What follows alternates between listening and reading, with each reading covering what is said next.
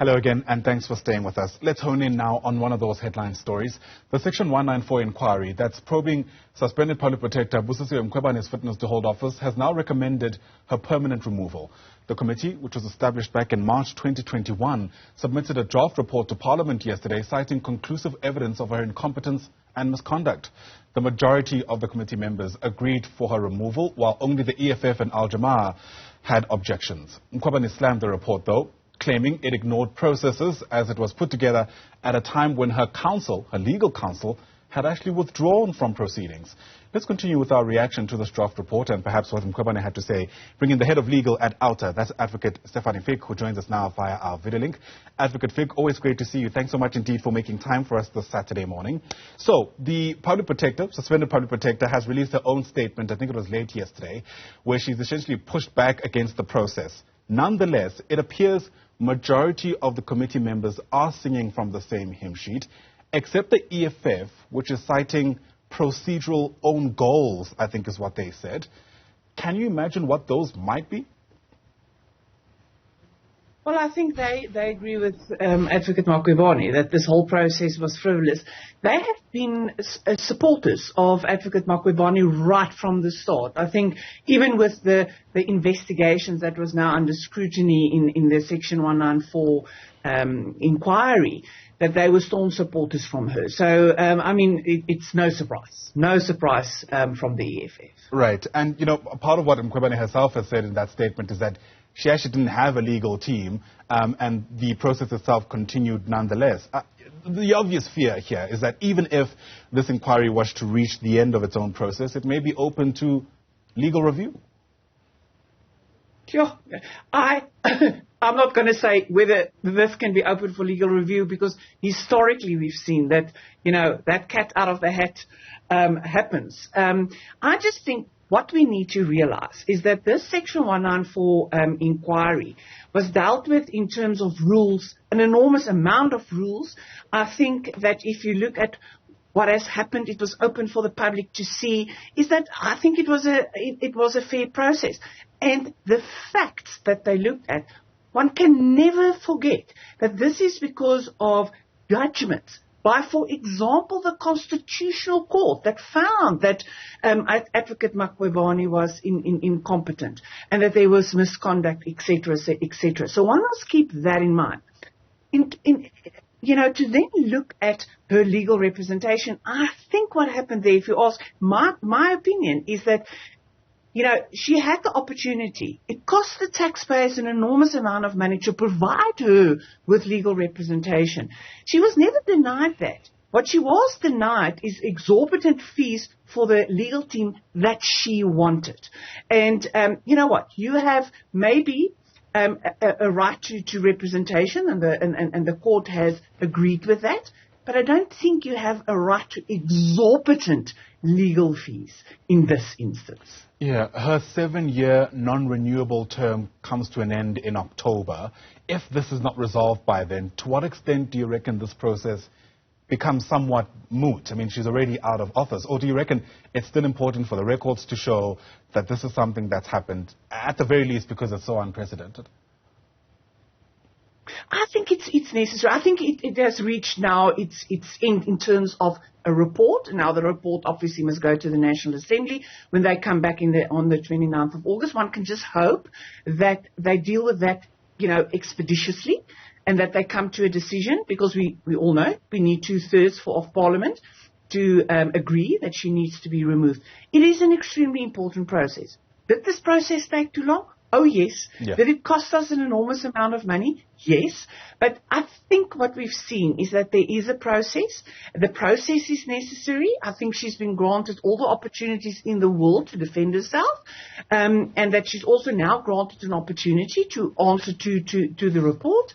And I do think that if Parliament was serious about this process, they will make sure that there's an end to this process before it becomes only an academic question. Yeah, absolutely. How confident are you, though, that that will happen, especially considering how much of a backing, quite frankly, this report will need, if in fact it will pass Parliament?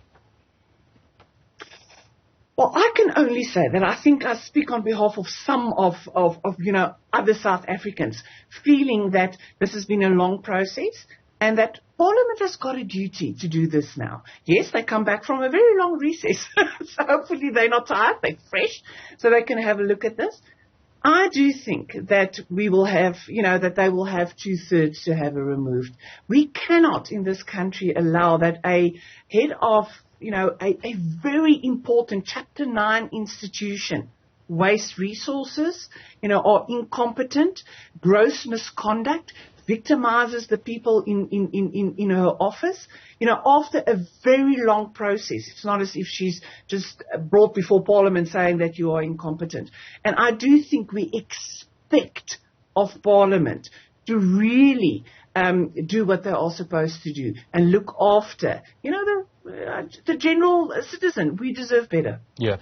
Advocate Fick, it's worth reconsidering what's at stake here. What does the Public Protector stand to quote-unquote lose if in fact she is impeached? I'm not sure, for instance, if a head of Chapter 9 institution like her is due any benefits on the other side of her tenure, and whether or not those are at stake if in fact she is impeached through this process. One nice to see how this plays out. After what also now happened with our former president, it seems that around every corner there's something new. But keeping that in mind, I think what's supposed to happen, her tenure is in terms of a contract. And that I think that there is room to say, but, you're not going to get extra benefits. If I can remember correctly, I think that there's an amount, for example, that she will get. There's also probably a pension fund, etc., etc. But, except that will cost, and hopefully it will curb some cost for the fiscus and for everybody in South Africa. Maybe we can use the money where it is more needed. Is that she is an advocate, and that I think the message is more important. The principle is more important, that we cannot allow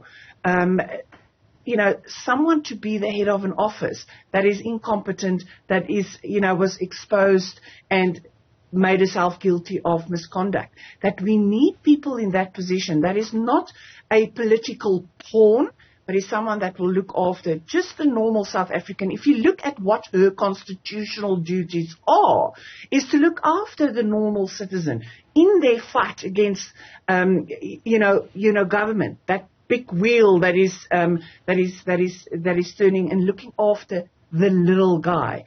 And that we must fight extremely hard for the opportunity that office will fight on our behalf, and not on behalf of some political elite and someone that will not look after her constitutional duties. Yeah, in that statement that I referenced earlier, Busisiwe Mkhebane has 7 points that she uses to outline why she reckons this draft report was, quote-unquote, a travesty of justice. Part of what she mentions is that she was in the middle of her testimony when things were halted, at least as far as she's concerned, and still they went ahead and drafted this report. But she also, unsurprisingly, makes reference to those allegations that there was some kind of plot to have a predetermined outcome for her only if she'd pay a certain amount of money to 3 ANC MPs, if memory serves. The chair of this inquiry, who's implicated in those allegations, has made the decision not to even comment on them, at least in public. To what extent do you reckon the committee itself has successfully really pushed aside any kind of doubt that was cast by these accusations being made public? I think I invite everybody to go and listen to what happened over a very long time. The impression you get is that it was a fair process, and it was a reasonable process. The fact that things were halted, I think that is a skewed view. She was still granted the opportunity to answer questions, written answers.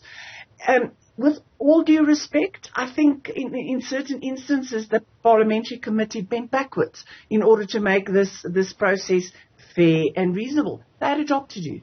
My question is, should this have been dragged out until next year and the year after, because we have to dance, to the whim of someone who has been, and I use it quote unquote, found guilty of misconduct? the Constitutional Court has said that, she either doesn't know what her constitutional duties are or she's ignoring it. So this is not again, quote unquote, because it's not about innocence, but it's not an innocent person. She's an advocate. She's a senior person that was granted the opportunity to say why she is not guilty. And I think she just sat back and said, but, everything needs to be done according to, what my view is. But you know what? Put the criticism aside. One has to give her, the benefit of the doubt in the sense that if you were accused of something like this, that you will go above and beyond to try and prove your innocence, the fact that you are not guilty of these very serious allegations. So I do not blame her for trying to save her reputation, for example, and trying to save what she, in her minds, believe is what she did was right. So, you have to balance those two. But in general, I think that the committee has done what they could have done, and we just now need to wait for the parliamentary process. Absolutely, and quite the process that still lies ahead. Advocate Fick, thanks very much indeed for giving us your reaction to this important story. I appreciate your time on the Weekend Report today.